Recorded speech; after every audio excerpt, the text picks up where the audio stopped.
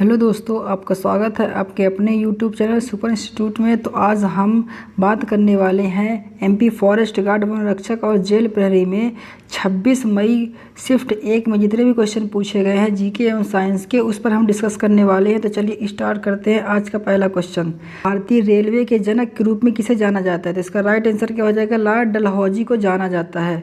तो डलहौजी से related important fact देख लेते हैं कि लॉर्ड डलहौजी को भारतीय रेलवे के जनक के रूप में जाना जाता है। ठीक है, तो याद रखिएगा, अगली शिफ्टों में ये क्वेश्चन पूछा जा सकता है, इसीलिए मैं आपके लिए लाया हूँ इंपॉर्टेंट फैक्ट। ठीक है, तो देखते हैं भारतीय रेलवे की स्थापना कब हुई थी? 16 अप्रैल 1853 में की गई थी। तो आप ये भी याद रखिएगा, पूछ सकता है। और भारतीय रेलवे का मुख्यालय कहाँ है? नई दिल्ली में स्थित है। भारत के पहले रेल मंत्री कौन थे? जॉन मथाई थे। ठीक है, तो आप याद रखिएगा, ये भी क्वेश्चन पूछ सकता है। ठीक है, देखते हैं नेक्स्ट क्वेश्चन।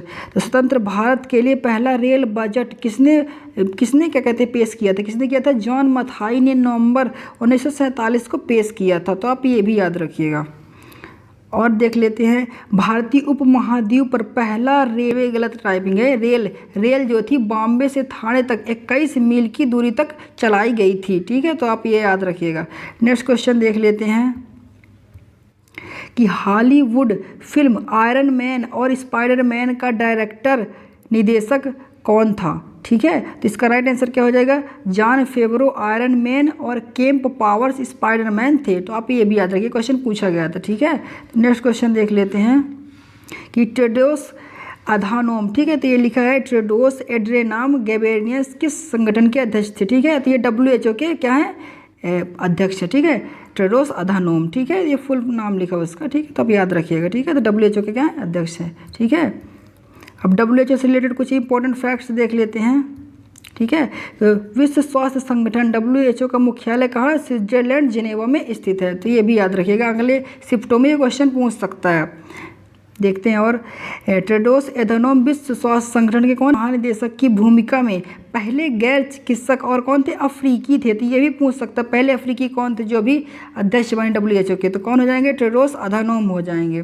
ठीक है, देखते हैं, विश्व स्वास्थ्य संगठन अंतर्राष्ट्रीय सार्वजनिक स्वास्थ्य के लिए जिम्मेदार संयुक्त राष्ट्र की क्या है? एक विशेष एजेंसी है। ठीक है, अब देखते हैं WHO की स्थापना कब हुई थी? 7 अप्रैल 1948 को की गई थी। ठीक है, जिसे विश्व स्वास्थ्य संगठन के रूप में मनाया जाता है। आगे देखते हैं, ये कुछ इंपॉर्टेंट संगठन देख लेते हैं। इसका मुख्यालय कहाँ है? यूनिसेफ का मुख्यालय कहाँ है? न्यूयॉर्क में है। यूनेस्को कहाँ है? पेरिस में है। और विश्व बैंक कहाँ? वाशिंगटन DC में। तो ये भी क्वेश्चन पूछ सकता है। नेक्स्ट देख लेते हैं, WTO के वर्तमान अध्यक्ष कौन है? तो इसका राइट आंसर क्या हो जाएगा? नाकोजी ओंकोजी इवेला है। WTO का फुल फॉर्म क्या होता है? वर्ल्ड ट्रेड ऑर्गेनाइजेशन होता है। इसके कुछ इंपॉर्टेंट फैक्ट देख लेते हैं। नाकोजी ओंकोजी इलेवा, ठीक है ना, नाकोजी ओंकोजी इवेला। ठीक है, इसका अजीब ही नाम है। ठीक है, विश्व व्यापार संगठन यानी WTO के महानिदेशक के रूप में क्या इनकी नियुक्ति हुई थी? ठीक है, कुछ इंपॉर्टेंट फैक्ट्स देख लेते हैं। इवेला को जो है, इवेला विश्व व्यापार संगठन WTO की क्या है? पहली महिला एवं अफ्रीकी निदेशक है। ठीक है, तो ये महिला हैं। वे एक विकास क्या है? अर्थशास्त्री हैं। पूर्व में जो थे नाइजीरिया के वित्त मंत्री के रूप में भी कार्यभार क्या संभाली थी ये। ठीक है, और देख लेते हैं, पूर्व महानिदेशक कौन थे WTO के? कौन थे? रॉबर्टो अजेवेदो थे। ठीक है, इनका स्थान इन्होंने लिया है। और इस WTO की स्थापना कब हुई थी? 1995 में हुई थी। इसका मुख्यालय कहाँ है? जिनेवा में है। और सदस्य देश कितने? 164 देश हैं। और महानिदेशक कौन है? नाकोजी ओंकोजी इवेला है। ठीक है, तो आप याद रखिएगा। नेक्स्ट क्वेश्चन देख लेते हैं कि वन इंडियन गर्ल पुस्तक के लेखक कौन है? तो कौन है? चेतन भगत है। तो आप देख सकते हैं कि बुकों से क्वेश्चन पूछ रहा है कि इसके लेखक कौन है। ठीक है, तो आप याद रखिएगा। ये कुछ इंपॉर्टेंट फैक्ट्स देख लेते हैं। ये तो हमने पढ़ लिया है कि वन इंडियन गर्ल पुस्तक के लेखक कौन? चेतन भगत है। और चेतन भगत की और पुस्तक देख लेते हैं। तो इनकी और पुस्तक कौन कौन सी है? द गर्ल इन रूम 105 2018 में, वन इंडियन गर्ल 2016 में, हाफ गर्लफ्रेंड 2014 में। ठीक है, तो चेतन भगत कौन थे? एक प्रसिद्ध भारतीय लेखक, बॉलीवुड पटकथा लेखक और प्रेरक वक्ता हैं। ठीक है, तो आप ये भी याद रखिएगा। नेक्स्ट क्वेश्चन देख लेते हैं कि भारतीय संविधान का अनुच्छेद 338 जो है किससे संबंधित है? तो इसका राइट आंसर क्या हो जाएगा? जो ये अनुच्छेद 338 है ना, ये भारतीय राष्ट्रीय अनुसूचित जाति आयोग और अनुसूचित जनजाति आयोग से संबंधित है। तो आप ये भी याद रखिएगा कि संविधान के अनुच्छेद जो है 338 के तहत अनुसूचित जातियों और अनुसूचित जनजातियों के लिए राष्ट्रीय आयोग की स्थापना की गई थी। ठीक है, तो आप ये याद रखिए कि काहे के लिए? इनके संरक्षण के लिए। ठीक है ना, इनके संरक्षण के लिए। ठीक है, तब याद रखिएगा। नेक्स्ट क्वेश्चन देख लेते हैं। T20 cricket of the year 2022 से किसे सम्मानित किया गया है? तो इसका राइट आंसर क्या हो जाएगा? सूर्य कुमार यादव को। ठीक है, तो सूर्य कुमार यादव को Wisden 2023 leading T20 cricket of the year के तौर पर शामिल किया गया है। अब बीते साल उन्होंने T20 क्रिकेट में धुआंधार बैटिंग करते हुए सबसे ज़्यादा रन बनाए थे। तो आप ये भी याद रखिएगा। और देख लेते हैं, भारतीय क्रिकेट टीम के धमाकेदार T20 बल्लेबाज सूर्य कुमार यादव को खास सम्मान से क्या नवाजा गया था? नेक्स्ट क्वेश्चन देख लेते हैं कि ग्वालियर का बाग किसके लिए जाना जाता है? तो इसका राइट आंसर क्या हो जाएगा? हस्तकला और हस्तशिल्प के लिए जाना जाता है। तो ये क्वेश्चन पूछा गया था, तो आप देख सकते हैं कि इस टाइप से क्वेश्चन पूछ रहा है। और ग्वालियर से रिलेटेड कुछ इंपॉर्टेंट फैक्ट्स देख लेते हैं कि ग्वालियर जो है मध्य प्रदेश का क्या एक जिला है और मध्य प्रदेश के सबसे महत्वपूर्ण भारतीय शहरों में से भी एक है। ठीक है, ग्वालियर। और इस शहर की स्थापना किसने की थी? सूरज सेन ने की थी। तो आप ये भी याद रखिएगा। इस शहर पर कच्छप घाट, तोमर, मुगल साम्राज्य, मराठा और सिंधिया जैसे कई उत्तर भारतीय राज्यों का क्या था? यहाँ शासन था। और देख लेते हैं, यह शहर जो है, यह शहर मध्य प्रदेश की क्या है? शीतकालीन क्या है? राजधानी भी है। तो आप ये भी याद रखिएगा। नेक्स्ट क्वेश्चन देख लेते हैं कि 54वां ज्ञानपीठ पुरस्कार किसको मिला है? किसको मिला है? अमिताभ घोष को मिला है। अमिताभ घोष ने 2018 में 54वां राष्ट्रीय ज्ञानपीठ पुरस्कार जीता है। ठीक है, अमिताभ घोष का जन्म कब हुआ था? 11 जुलाई 1956 को हुआ था। ये क्या थे? एक भारतीय लेखक थे। तो आप ये भी याद रखिएगा।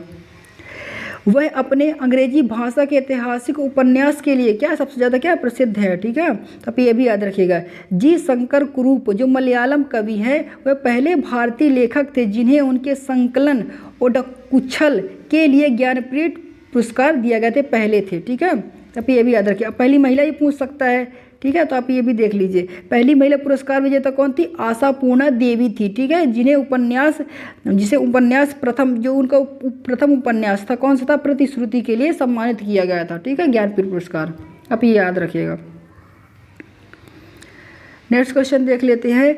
नरेंद्र मोदी ने पर्यावरण मंत्रियों के राष्ट्रीय सम्मेलन में वर्चुअल किस राज्य में शामिल हुए थे? किस में शामिल हुए थे? गुजरात में शामिल हुए थे। तो आप ये क्वेश्चन पूछा गया था, तो याद रखिएगा। और भी देख लेते हैं इंपॉर्टेंट फैक्ट। प्रधानमंत्री ने गुजरात में के एकता नगर में पर्यावरण मंत्रियों के राष्ट्रीय सम्मेलन का क्या किया था? उद्घाटन किया था। तो ये क्वेश्चन पूछ रहा है। देखिए, नरेंद्र मोदी से क्वेश्चन पूछ रहा है बहुत सारे। ठीक है, तो याद रखिएगा। और भी देख लेते हैं। सम्मेलन में देश भर के पर्यावरण, वन और जलवायु परिवर्तन मंत्रियों ने क्या लिया? भाग लिया था। ठीक है, सम्मेलन की शुरुआत गुजरात के जो मुख्यमंत्री थे भूपेंद्र पटेल ने क्या किया था? स्टार्ट किया था। ठीक है, तो याद रखिएगा। भाषण जो है पर्यावरण, वन और जलवायु परिवर्तन मंत्री जो है भूपेंद्र यादव ने भाषण शुरुआत किया था। ठीक है, तो ये भी याद रखिएगा। नेक्स्ट क्वेश्चन देख लेते हैं कि 2022 की रिपोर्ट्स के अनुसार सबसे ज़्यादा शरणार्थी किस देश में आए हैं? कहाँ आए हैं? आइसलैंड में आए हैं। तो आप ये याद रखिएगा। गल्फ माइग्रेट एक्सटेम्स इंडेक्स, तो इसको ये इंडेक्स जारी करता है। ठीक है, इसके मुताबिक 2 नंबर पर कौन है? आइसलैंड। और क्या है? 2 पहले नंबर पर कौन है? आइसलैंड और न्यूजीलैंड है। ठीक है, टॉप पे कौन है? आइसलैंड है। ठीक है, तो याद रखिएगा। एक क्वेश्चन मिलान से आया था कि सही मिलान कीजिए। तो ऐसा कुछ क्वेश्चन था कि फीफा वर्ल्ड कप जो था ना, तो वो 2014 का शुभंकर क्या था? फुलेको करके ऐसे था। एक और इसमें था कि कॉमनवेल्थ गेम 2018 का शुभंकर कौन था? बोबोरी। ठीक है, बोरोबी। ठीक है, तो अभी याद रखिएगा। नेक्स्ट क्वेश्चन देख लेते हैं। एमएसएमई ने किस इंश्योरेंस कंपनी के साथ समझौता किया? तो ऑप्शन में जो भी रहा होगा उसका राइट आंसर हो जाएगा, चाहे कोटक रहा हो या फिर आदित्य रहा हो या टाटा रहा हो। ये क्वेश्चन अच्छे से मिला नहीं है, तो इसमें से ये आंसर हो जाएगा। ठीक है, देख रही है करंट से क्वेश्चन कितने सारे पूछ रहे हैं, तो आप याद रखिएगा। ठीक है, नेक्स्ट क्वेश्चन देखते हैं। उपराष्ट्रपति को पद से हटाने के कितने दिन पूर्व उसको सूचना दी जाती है? तो इसका राइट आंसर क्या हो जाएगा? कम से कम 14 दिन पहले उसको सूचना दे दी जाती है। ठीक है, तो आप याद रखिएगा। और देख लेते हैं इंपॉर्टेंट फैक्ट, इस उद्देश्य के लिए कम से कम 14 दिनों का नोटिस दिए जाने के बाद ही इस आशय का कोई प्रस्ताव पेश किया जा सकता है। ठीक है, तो 14 दिन पहले दे दिया जाता है उनको सूचना। ठीक है, अब देख लेते हैं जो उपराष्ट्रपति का पद जो है किस अनुच्छेद में है, तो 63 अनुच्छेद में है। ठीक है, और उसे 35 वर्ष की आयु पूरी होनी चाहिए, उसे किसी भी सदन का सदस्य नहीं होना चाहिए, लेकिन वह राज्यसभा के सदस्य के रूप में चुने जाने के योग्य होना चाहिए। देख लेते हैं, एक क्वेश्चन संघ लोक सेवा आयोग से था, कूट मिलाइए, लेकिन ये क्वेश्चन मिला नहीं था, तो ऐसे ही हम देख लेते हैं कुछ इंपॉर्टेंट।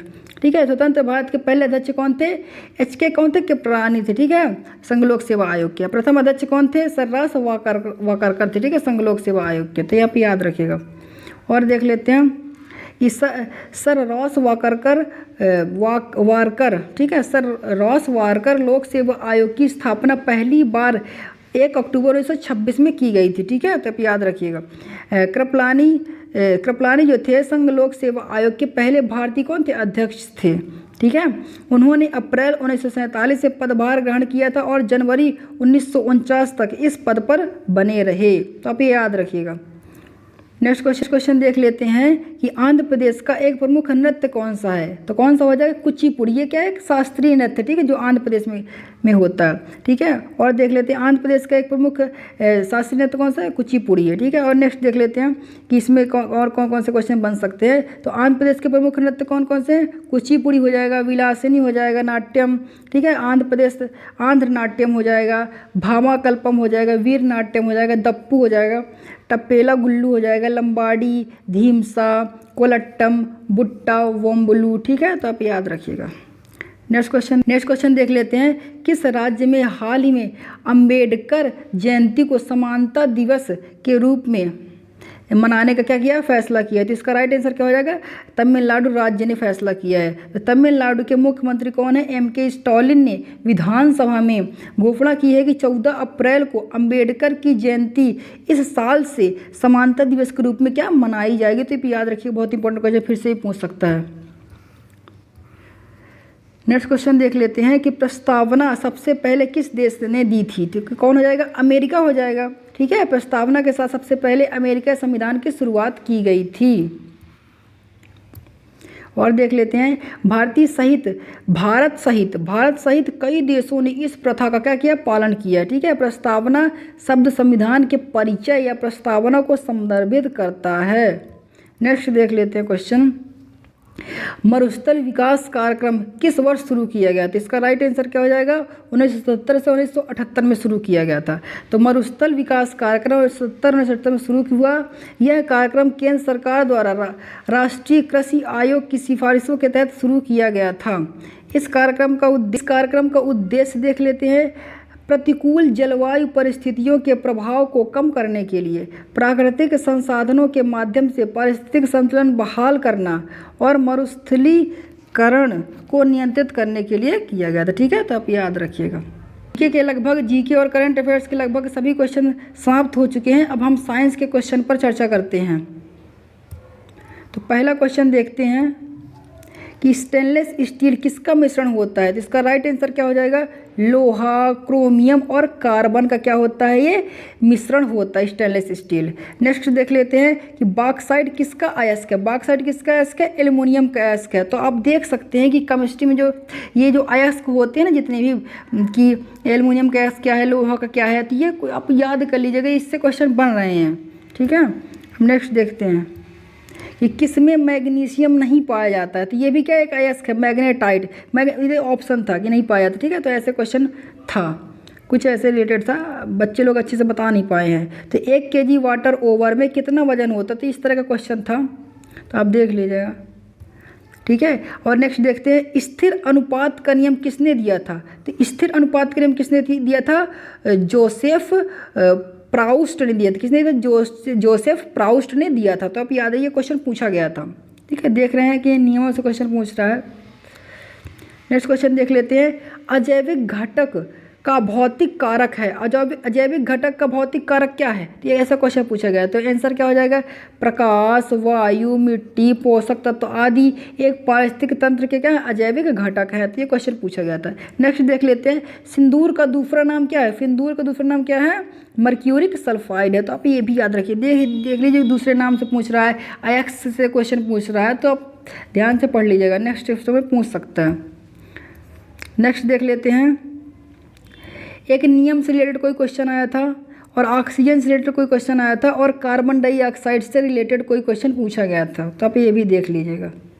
और एक और क्वेश्चन पूछा था कि निम्नलिखित में से कौन सी एक अंतःस्रावी ग्रंथि नहीं है? तो लार ग्रंथि उसमें से था। ठीक है, तो ऐसा कुछ क्वेश्चन बना था। तो आप देख सकते हैं ग्रंथियों से क्वेश्चन पूछ रहा है, तो याद रखिएगा।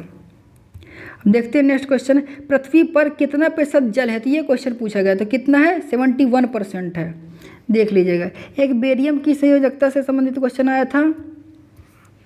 और देखते हैं नेक्स्ट देख लेते हैं कि कोलाइडी विलयन क्या है? तो इसका आंसर क्या हो जाएगा? समांगी तथा विसमांगी मिश्रणों के बीच के गुण वाला एक मिश्रण जिसके कारण विलयन में क्या समान रूप से फैले होते हैं, उसको कोलाइडी विलयन कहते हैं। तो ऐसा क्वेश्चन था। नेक्स्ट क्वेश्चन देख लेते हैं। इसका क्या था कि ध्वनि किसमें गति नहीं कर सकती? ध्वनि किसमें गति नहीं कर सकती? निर्वात में नहीं गति कर सकती है। लेकिन ध्वनि की गति सबसे ज़्यादा किसमें होती है? ठोस में होती है। ठीक है, ठोस में होती है। फिर उसके बाद किसमें होती है? द्रव में होती है। फिर उसके बाद किसमें होती है? फिर उसके बाद गैस में होती है। तो आप ये भी याद रखिएगा। तो सबसे ज़्यादा किसमें होती है? ठोस में होती है, ध्वनि की गति होती है। ठीक है, गैस में कितनी होती है? 332 मीटर पर सेकंड। जो भी कल की जो शिफ्ट हुई थी ना, उसमें क्वेश्चन पूछा गया था सेकंड शिफ्ट में कि ध्वनि की गति गैस में बताओ कितनी होती है? 332 मीटर पर सेकंड होती है। तो आप याद रखिएगा। देखिए रिपीट हो रहे हैं क्वेश्चन, उसी से रिलेटेड इर्द गिर्द क्वेश्चन पूछ रहा, तो याद रखिएगा। ठीक है, तो आज के क्वेश्चन को यहीं तक रखते हैं। ठीक है, अब अगली शिफ्टों के बारे में नेक्स्ट वीडियो में देखेंगे। ठीक है, तो धन्यवाद।